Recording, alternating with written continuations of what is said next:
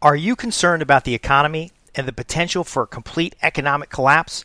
Are you fearful of the very real reality that the U.S. currency or your currency could collapse and fail like it has in other countries? Well, today I'm going to cover, it's a little esoteric, it's a little philosophy, but it helps you understand what money really is and how to accumulate wealth in a way that cannot be taken away. I'm Justin Hitt with Sustainable Wealth Secrets. First off, what is money and where does it come from? So think about it. In your own life, if you work for an employer, the employer pays you money. But where does the employer get the money from? Well, the employer gets the money from their customers or their investors. Now, where do their customers get the money from? Well, their customers could get the money from the government. It could get the money from their employer. They could get the money from their savings. They could get the money from other ways. It's kind of a tree. So every dollar you receive, if you go back in time over the history of that dollar, you can see where it came from. Now, ultimately, if you get far enough back, all of the dollars came in the United States, for example, from the Federal Reserve. And so we have to ask the question, how did the dollar come into existence at the Federal Reserve? Well, the Federal Reserve decides based on economic policy whether to print more dollars or to remove dollars from circulation. Now, in the past, those dollars were backed by gold. So the answer to the question, where did the dollar come from? The dollar came from the gold that was mined in the mine that came from the earth.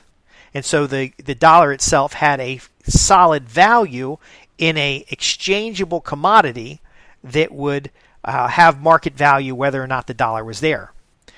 So let's look at that a little bit more. What do I mean by market value whether or not the dollar was there? See, the dollar at one time was representative of value in the marketplace, physical value, and that gold could be used in jewelry, it could be used in industrial processes, it could be held physically at a cost, it could be used for exchange with other countries because gold value was consistently understood for both its utility and its perceived value. Now, there's something interesting there, perceived value. It is possible for a bar of gold to have a spot price, which is the price it would sell in a normal market, but because of the shape or the where it came from or its intrinsic value to the individual, they are willing to pay more than what that bar of gold is actually worth.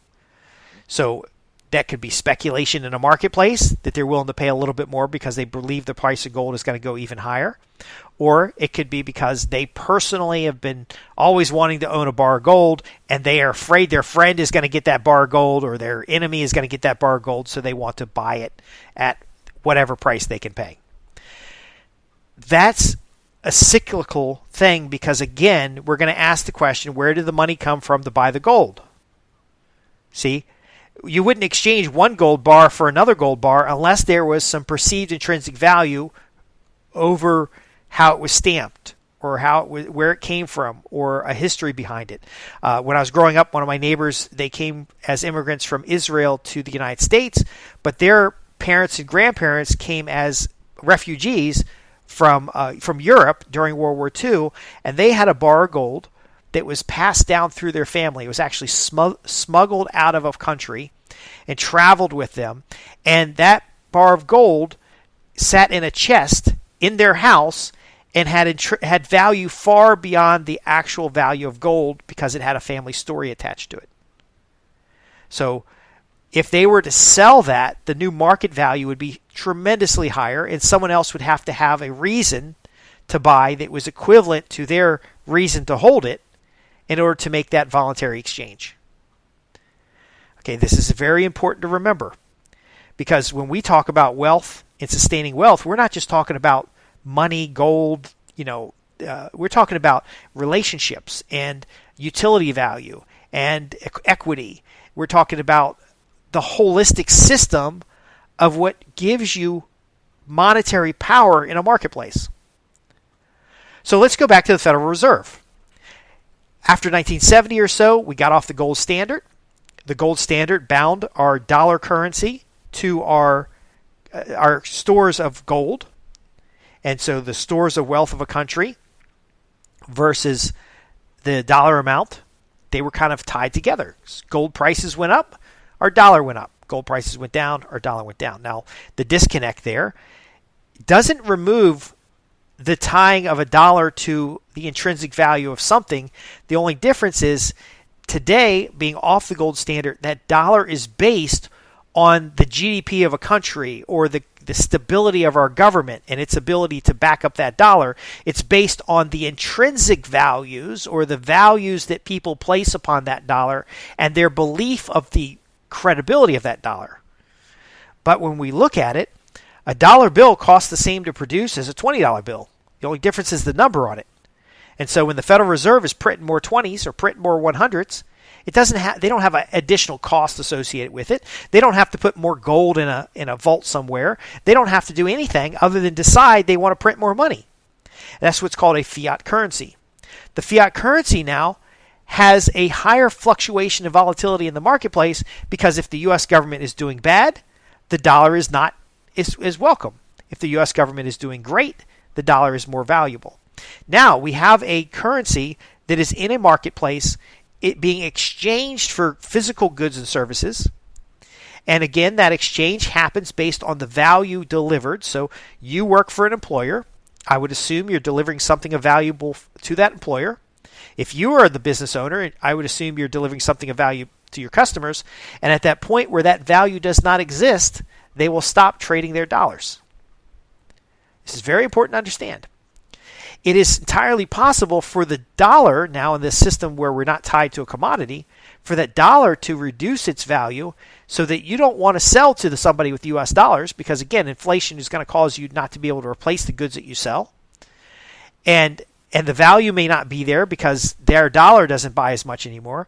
And now you're going to sell to a foreign currency because that currency is either backed by a commodity or has a higher perceived value. If you are in a workplace, you get replaced just the same when your perceived value is low.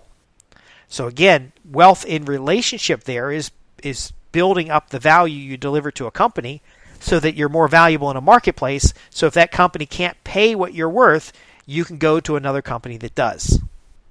And I told you this is a little esoteric, a little abstract, because it's not how the typical person thinks. A lot of people chase those dollars, not realizing the dollar is worth less now than it was worth years ago. Some people make investments looking at future returns that are denominated in dollars that may not be worth even what there are today. Like the employee that goes work for a company, makes $100,000 a year. 5 years later, they're making $120,000 a year, but inflation adjusted, they actually make half. They have half the buying power that they had when they started. So we're looking at money differently, not only looking at where the money comes from, we're also thinking where the money could come from. So somebody who's working for an employer today has value in the marketplace.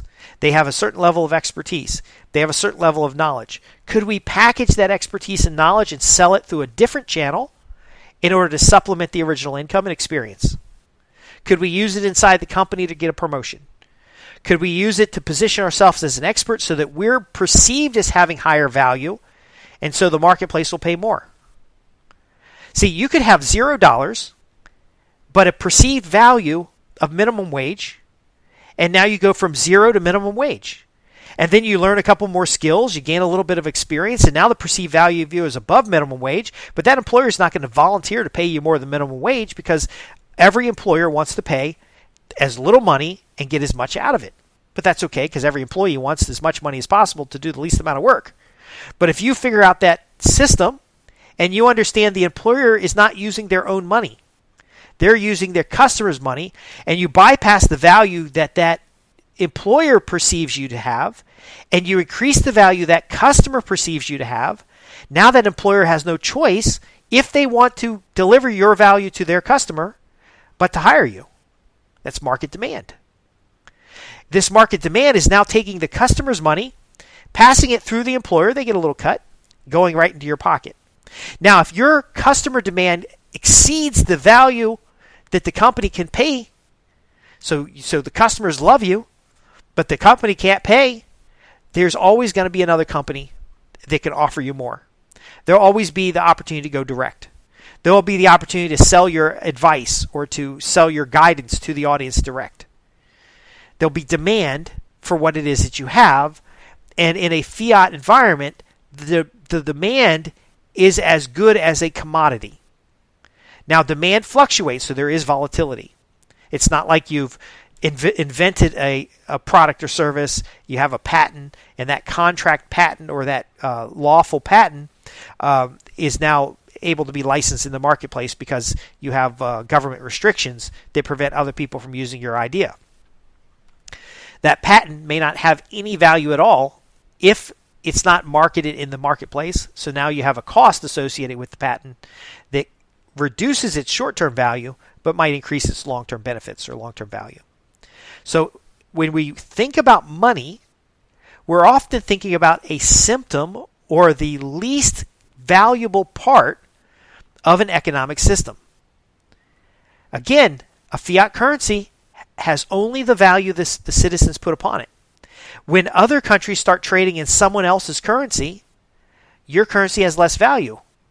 And so you can see in a marketplace where people place their attention, where people value results, and what results are marketable. So if you want to create sustainable wealth, it's not about stacking the money. Yeah, they talk about stacking silver, stacking gold, how gold retains its value. Everything, every raw element retains its value, but the value changes based on its utility in the marketplace, the perception of value, and then ultimately the exchange that folks are willing to make. If you understand that the exchange is the most important part, you can start marketing yourself in places where you'll be more valuable. So there's a big difference between the salary you'll get working in a financial services industry than you're going to get in a healthcare industry, than you're going to get in a local business. So now you're saying, okay, well, I want to increase the monetary value that I have in my bank account, but I'm not willing to change the skill set. So where is my skill set more valuable? Do you see this train of thinking? To gain sustainable wealth, it's not about thinking like everybody else. It's not about trading hours for dollars. It's about the leverage that comes with perceived value that you're creating in the marketplace, because you can have an active role in creating it. Why do we have a gold standard? Well, gold is malleable. It doesn't reduce in form. It is easy to work with, but there could just as easily be a platinum standard. There just could be as easily a silver standard. There could be a basket of commodities.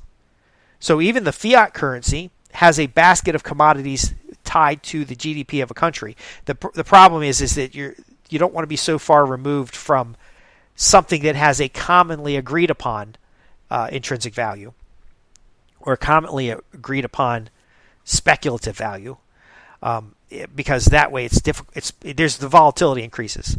So knowing this, we can build financial wealth by having an audience that we serve that has money to spend, being in markets and industries that have stability, being diversified in our investments so that we are benefiting from the ups and downs of different markets over time, understanding cost basis tied to inflation.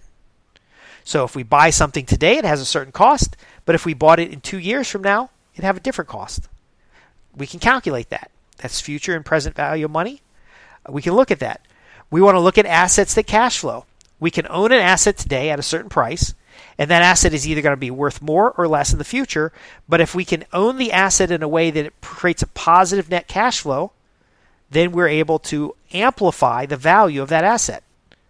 So gold, if you own physical gold, yes, it would retain value, but it has a storage and holding cost that could lower the overall value of the item. Now, if you own it in a business or you own it in your, you've got an ETF tied to it, there's ways of owning it that you can create positive cash flow. But you have to, again, it's more complex than just owning gold. Now, in the marketplace, you can just offer gold, because I've always wondered, how come somebody sell a gold coin? Actually, I have an ad in front of me right now that says $50 Gold Eagles exclusive at cost offer, only $1,965, and they're selling a coin, no dealer markup.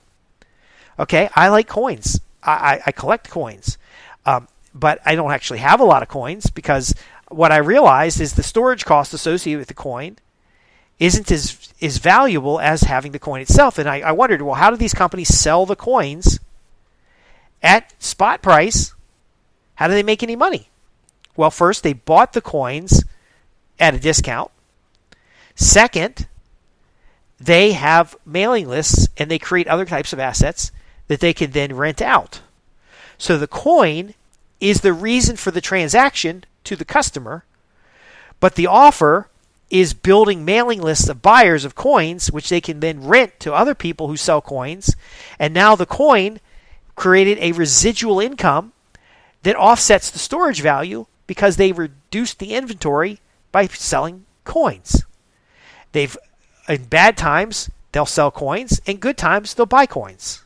So do you see this thing? It's an exchange. Now, you don't have to buy gold, you don't have to buy silver, you don't have to buy platinum, but be mindful of currencies that are backed by commodities because there are fewer uncertainties between the value of the currency and the assets that back the currency.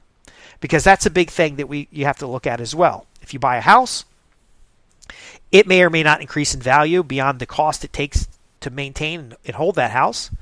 But if the market perceives it to be worth more, you can cash out. You can take equity against the house to use for other projects.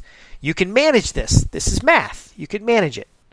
And so I hope this has been useful. A lot of folks come to me and they say, oh, I want $1 million. I want $2 million. I want, I always give the number of $2.3 million if you want to residually produce enough money to have a basic household these days. It could be $250,000 that you need to have a basic household, which is a lot different amount of principal in the bank. But again, the money is only one part of this. You could be financially ruined today, owe money to everybody, yet recover quickly because you understand where the value is, where the money comes from, what has value in a marketplace. In some cases, food, other types of commodities have greater value than gold because you can't eat gold. And so look globally at examples of currencies failing and what people valued once those currencies failed. That is an area of wealth. You want to look globally of how countries back their currencies and how that influences the stability of the value of that currency.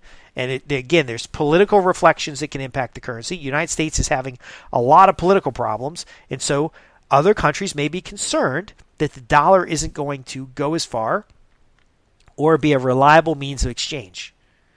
And so you want to look at that as well. So again, in our world of sustainable wealth, it goes far beyond the dollars in your pocket. It goes into relationships because the money comes from somewhere. It goes into the value you deliver in the marketplace. How can we increase our individual value?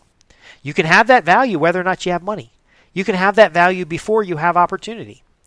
We're also looking at the relationship between systems, and then all these things come together in some kind of plan. So one of the biggest things that we do for clients is that we help them develop a plan. We help them get with the right CPA, the right lawyer, the right financial planner. We help them structure their organization. We help them proceduralize and automate their organization, whether it's a family office or it's a small business or it's an individual plan for wealth. So we'll help you build a wealth plan. And then ultimately, by layering in these different assets, we're protecting those assets, we're growing those assets, and of course, we're developing a cash flow from these assets because money is a solid medium of exchange. If you're interested in these things, you can start by asking questions at sustainablewealthsecrets.com. Simply visit www.sustainablewealthsecrets.com, go to the contact page, and I personally see these questions. So I'd love to hear your success stories. I'd love to hear your questions, comments, concerns, and then we'll reply back to you with the information that you request, or we'll do another podcast for you. I'm Justin Hitt with Sustainable Wealth Secrets, where we help you transform your income into opportunity, your opportunity into net worth, and ultimately build sustainable wealth.